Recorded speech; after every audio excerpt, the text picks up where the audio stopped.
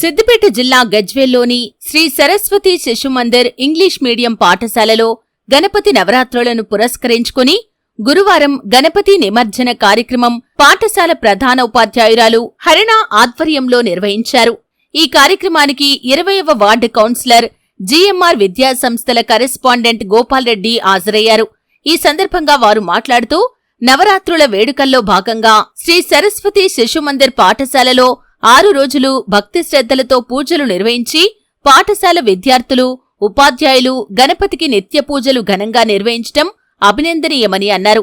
గణపతి దీవెనలు సరస్వతి శిశుమందిర్ పాఠశాలపై ఎల్లవేళలా ఉండాలని పాఠశాల ప్రధానోపాధ్యాయురాలు శ్రీమతి హరిణా పవన్ గొప్ప స్థాయికి చేరుకోవాలని ఆకాంక్షించారు.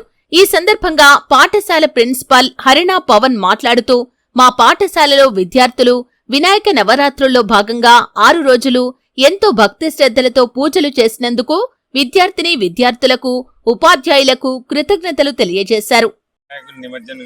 పురస్కరించుకొని ఈ రోజు అనుకోకుండా ఈ సరస్వతి శిశు మందిరికి రావడం జరిగింది.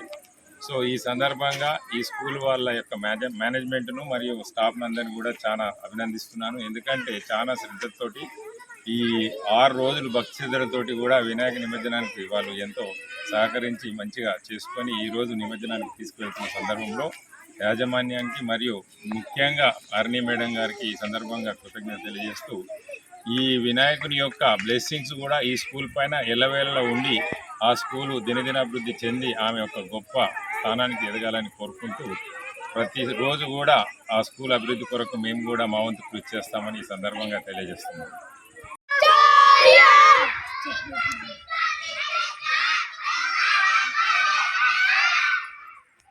చెప్పండి. जय बोलो गणेश महाराज के जय, जय बोलो गणेश महाराज के जय।